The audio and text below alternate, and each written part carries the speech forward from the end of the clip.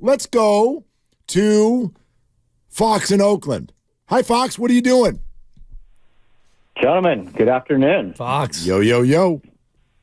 And Dibley, as the good doc said yesterday, happy January. Yeah, thank you, Fox. So, well done. Absolutely.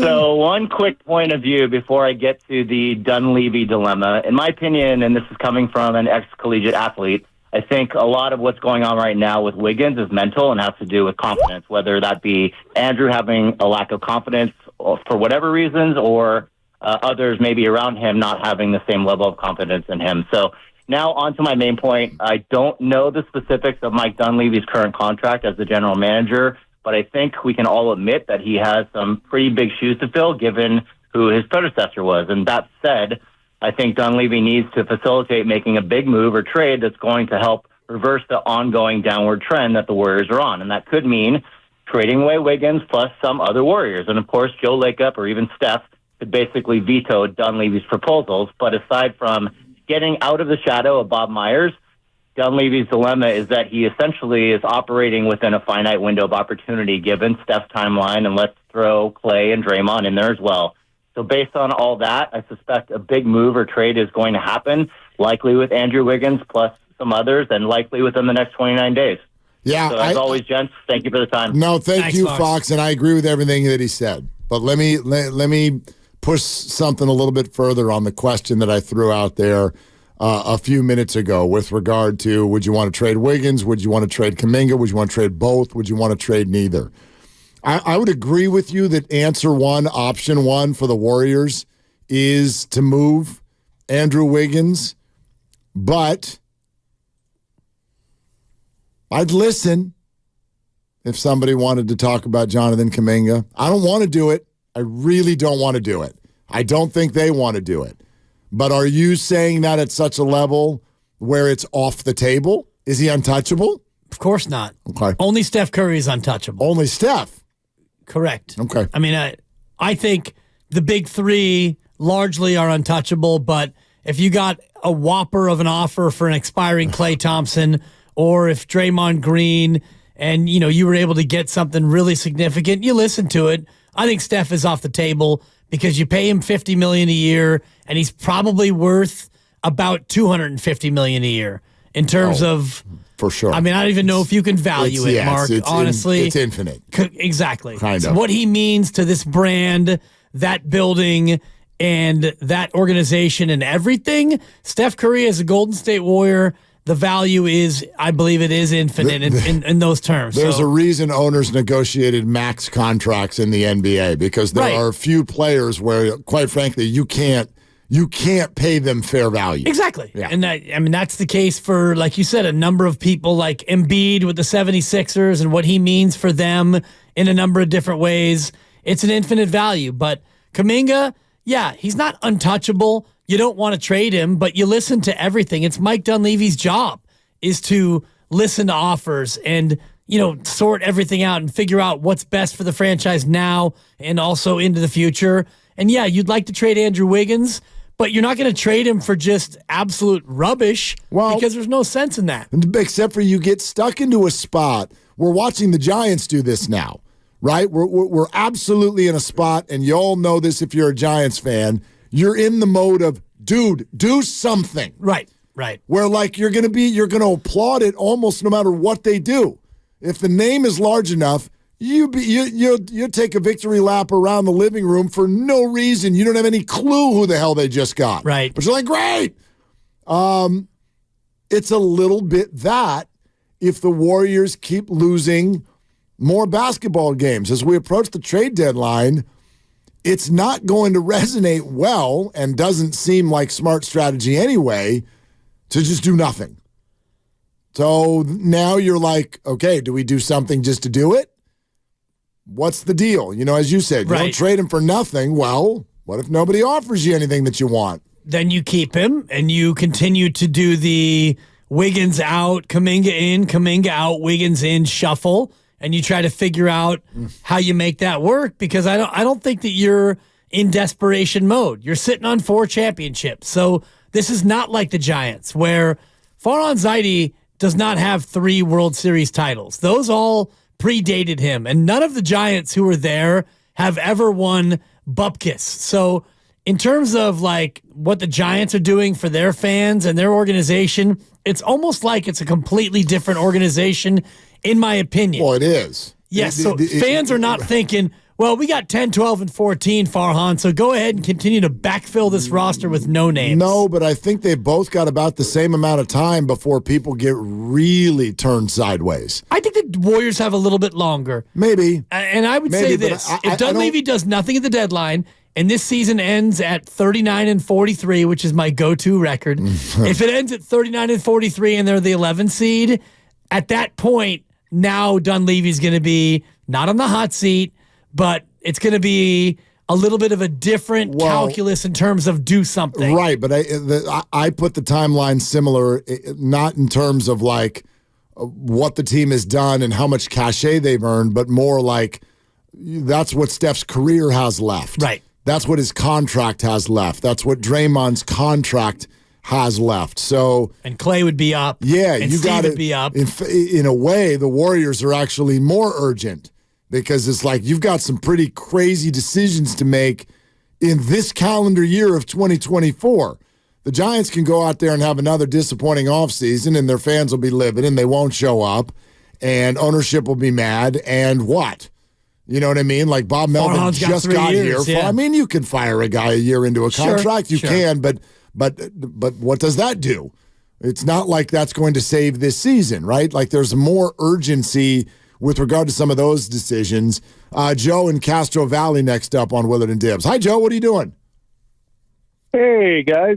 Thanks for taking my call. Yeah. Great show. Hey, I had a take, and I know this is spitballing, but Jordan Poole and Wiggins were real tight before Poole was sent away.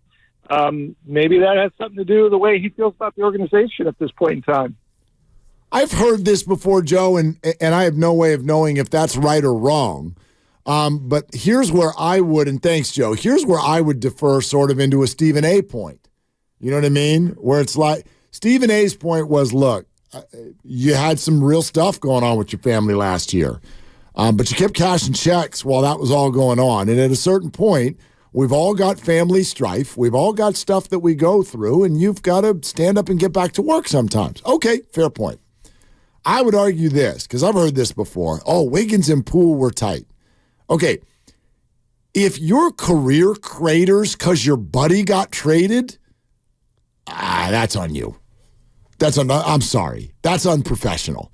That is completely and totally unprofessional. I'm glad to hear that. That's absurd. And I'm not saying that the call, Joe, you might be right. Sure. It could be a reason. It's a crappy one, though.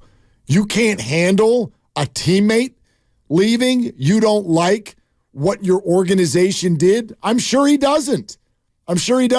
So now all of you listening, raise your hand if you've ever not liked what your company did. Oh, my hand is down. David Field, who's coming to town tomorrow. Yes, not you and me. No. And not you, Lucas. Not you, Grandy. Keep snacking away. I bet you got it at Safeway. And how about this, Mark? If you are unhappy with what your company does, I'm going to give you a certain amount of time to be bummed about it, a grace period, and then go ahead and pull yourself up by those old bootstraps. Yeah, 8 months later is outside the statute of limitations. Correct. We've had changes made in our company, our business all the time. And it's like, man, nobody saw that coming, and you might not be thrilled about it, and you give yourself a certain grace period, and then you know what? You got a job to do, Andrew. And if you're bummed about the Jordan Poole thing, and if you're disappointed about whatever you're disappointed about, James Wiseman, that trade, well, that's been a year now. So let's go ahead and rub some dirt on it, and let's get back in the huddle, and let's get back to doing what we do. I don't know if that is a thing or if it was a thing, but you're right, Mark, about it's something. Something is there because you don't go from 10 years of absolute rock-solid consistency. 10 years. 10 years, Mark. Same player. 10 years. Same player. 10 years. 10 years. 2 cities. Different uniforms. Couple of sneakers. And 48 minutes of basketball. I'll tell you what, guys. I'm going to play 32 minutes a night. I'm going to get you between 16 and 19 a game. I'm going to shoot between 13 and 15 times a night. You can bank on it. And then this year, everything's down.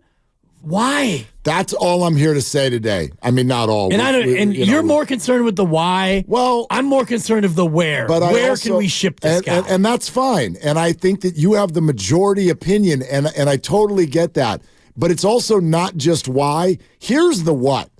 The what that I'd like to add to this conversation. What? Look, Andrew might get traded. You can want him traded. I get it. Do not rewrite history. I have reached my limit of, Andrew has reverted back to the guy that he was before. No. He's way worse than what he was before. He's never been this, and actually, it's not even close. So you could have been mad at who he was before. You could have wondered why the hell he wasn't better. That's fair. You could be frustrated by the inconsistency. That's fair. Hell, you could just be all around out on Wiggins. You can say, compared to where he was drafted and the hype about him coming in, he's a modified bust. You can have all these opinions. Here's the one I don't want you to have. Don't tell me that the guy we're watching this year is who he used to be. He has not been this player since I heard about him before he went to Kansas. Okay? He's never been this player. He's never been. Not once, not ever. Something is way worse. To me, it doesn't matter about the history of Andrew Wiggins. Maybe it's irrelevant, but you hear people say that all the time. That's fine. And it's an erroneous take. And I was the one who authored up the K-Wig bit, and it wasn't because he played this bad. It was because he would just flat out disappear, and he would have the quietest 15 points you've ever seen, a guy who would go 5 of 11 and drift on the weak side, and he'd be a non-factor in many games. But what we're seeing from this year, this Andrew Wiggins, is far worse than the K-Wigs that I talked about back in the pandemic. The K-Wigs thing is a bit that you could do because then it was kind of funny. And the reason it was really funny. The reason you're right, it was hysterical. Thank you. The reason it was funny, this is actually a great way to position what I'm saying. The reason it was funny is because you all weren't mad at Andrew. You liked him. But we could laugh a little bit at the fact it's like, oh gosh, the old disappearing act from Andrew. There's Dibs with the K-Wigs music, and it's funny. Guess what? This year, not funny. No. It's not funny. And the reason it's not funny is because this is not the same. This is not who he was pre-All-Star year. This is not who he was in Minnesota. He's never been this person. We watched him at Kansas with Embiid. I remember Clay's dad is the one who I remember him pulling me aside one day and go, this was pre-draft. He's like, wait, it was pre-Kansas. Next big thing is like, I heard more about it, Wiggins, because I never hear about, you got to be special. You got to be LeBron for me to hear about you in high school. But like, it was LeBron, and then a few years later, it's like, here comes the next one. That's the way, and they're like, he's from Canada. I'm looking at Basketball Reference, and here are his nicknames. Okay. Maple Jordan. Yep. Junior Jordan. Yep. The Prospect. Yep. Mr. Fantastic. Yep. Then you get to Wigs, two-way Wigs in Air Canada. Where's K-Wigs? Is that on? Did it make the list? Not yet. Okay. I'm still working on it. Keep plugging away. Maple Jordan, Junior Jordan, The Prospect, and Mr. Fantastic. He was the deal. Dude, if you're Maple Jordan, you cannot average 11.9 a game playing 26 minutes a night. Listen, and unless you're Maple Montel Jordan. Well, we get stuff like that wrong. You remember Baby Jordan? You remember Baby Jordan? Harold Miner. And he was, give me your, fight on, Lucas. He was a bust. He was a bust. He was a bust. He was a bust. Baby Jordan. But Andrew Wiggins has never been given that name. He's just like somewhere in between. You're like, like he's Reggie Bush. You're like, this is good. It's good. He had a good career. You didn't like match the hype, but it's stuck on USC references right now.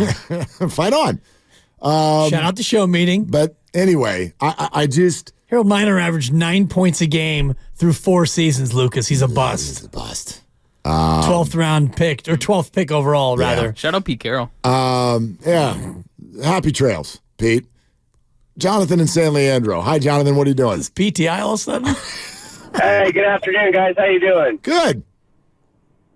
Good. So I had hearing the Warriors, and what's going on awfully reminds me a lot what's going on in San Jose with my poor Sharks. However, with the Warriors, we've had some blessed seasons. We've had championships, But, however, with the Sharks, I think we could learn a few things as we go to a Stanley Cup, didn't make it. And I watched my favorite team picked apart after years and years of poor management, poor decision-making. And so you're not wrong to think, there might be a little fire going there, but you guys got to hang in there, especially as Sharks fans. This year has been something terrible. I don't think they've won a single game in December, but we still go, I still take the kids and show them, but I think that, as Bay Area, we've been really lucky with the Giants. We've had championships, the 49ers, we're getting close. But I do agree, as far as the Warriors, Giants, and Sharks, you stink. I like that. That's it for me, guys. Thank you. All Sharks right, have lost 12 you, in a row. And that ends the NHL portion of the show. 3-17-1 on the road. Go Sharks. Shout out Ralph Barbieri. And one of the greatest drops of all time, his Go Sharks drop. It really was. Anyway. It's not you gots to get down, but it was good. Dude, Go Sharks that was in the heyday. Yeah, Sharks. But he's right in terms of, and I was thinking about this the other day, Giants, Warriors, Niners. If you go back in time and think about just how good we've had it, Giants obviously 10, 12, and 14.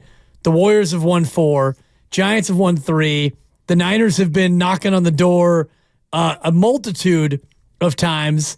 It's been a pretty fantastic run for this entire century. No question. Since the turn of 00. And you can go further question. back, of course, but which only furthers the point, I think, which is that you don't get to be in the championship conversation every year, no matter who you are. So that's part of the reason why I sit here and look at the Warriors right now, and I'm not marching on Chase Center with a pitchfork. I largely think that there are issues across the board. There's plenty of blame to spread around, but I also think a lot of the things that we bellyache about were kind of unavoidable. They were kind of unavoidable, right? Like, there was never a time prior to now where you're like, you know what they should do? They should move off the big three. Like, think about what people say. You need to move off these stupid old people. Okay, not yet. Like 19 months ago, you're in Market Street with confetti flying out of the sky. I still have some. Okay, and what we're going to do the following year, move on from them, and then they made the second round, and then everyone will go, well, they shouldn't have re-signed Draymond. He didn't opt out until he knew that they were going to re-sign him, and Steph's sitting there going, dude, we're right there. We're right there. The Poole thing ruined the season. Like, if you go back in time, this stuff was all rational. These were not crazy pills that the Warriors took to be in this situation. It just I didn't anticipate it being right now. Of course. In this situation. I was expecting this in 2026 or 2027. And to me, when people scream about age, I don't even think that's the thing. That's not the mysterious thing. The mysterious thing is what we're talking about today. What the hell happened to this guy? And how do we get it back? Maybe we don't. Maybe you don't. And that's the decision that Mike Dunleavy has to make and company in the next 29 days, because maybe you don't get it back. Maybe he's done in Golden State being that player for whatever reason. If it's Jordan Poole's exodus, if it's the combination of the big three and the head coach, if it's just being in the Bay Area, maybe Andrew Wiggins at this point in his life, maybe he's just done being a top-flight basketball player. He's played a long time now, Mark. Ugh. You mentioned Kansas, and he's played now 11 years in the association, and it's not your birthright to get a 20-year career when you start as a 19-year-old. I know he's young. He's played a lot of games. Yeah. Maybe he's at the point now where mentally he's just done being a pro basketball player at that level. I'm not, without disagreeing with you, I think it's a tough narrative to push when you've got 3 teammates who have been playing into June every year, and they're in their mid-30s. But you know that's an individual thing. And they're still grinding away. And, by the way, still producing at levels that too many of you are not recognizing. You would not say that Andrew Wiggins is a grinder. He's No. a lot of things. Grinder is not what I would call You know him. what the thing is about him, though, Dibs? I don't know what he is. I don't know who he is. I don't know the first thing about the guy. And I don't think any of us do. I think they do. But I don't know what to think about him because he's never allowed anyone to get to know him. Right. And he's not wired that way. And so we put thoughts in his head. We do. We give him characteristics that we don't even know if they're real. I'm always hesitant when people go, he doesn't try. Well, some guys look that way. They look that way. Sure. You know? Effortless. Brandon Belt looked like that all the time. It's like, are you here? You're just standing there watching pitches go by. Brandon Crawford. Dude, are you like, will you turn the volume up a little bit? Some guys just, they kind of have a meandering look about them. It's fine when you're doing what you normally do, though, and when it gets to this point, that's where you start to ask these questions, though, right? But does that automatically mean they're not trying? Or did they just kind of, is that the way they look? Like, I think that's why the championship year caught everybody so by surprise, because there were plays where you were just like, wow. I mean, the dunk against Dallas My God. is what stands out. You're like, there is a dog in there. Right. And we had no idea. But I don't know if he's not trying or if he's lacking confidence or if his head is in the wrong spot or if now the matchups with Kuminga in and Draymond out and he's searching and Steve has used that word. Yeah. Like, I'm not convinced that he's done. I'm just not. Well, it doesn't matter if you're convinced or I'm convinced. I know, because I'm not saying it matters. But I'm convinced that they should be done with him. And that's fine. I get it. I don't think that Andrew Wiggins gets traded and comes back to haunt you. I don't think that Andrew Wiggins goes to another destination and starts averaging 23.6, which is what he did his third year in the association when he played 37 minutes a night for Minnesota. I don't think that he's that kind of player. I think it's almost an addition by subtraction kind of trade if you do make this deal. It might be. It might be. If it is that way, I will forever be confused, especially if he goes to the next place and goes right back to 19 points a game, which is completely believable to me.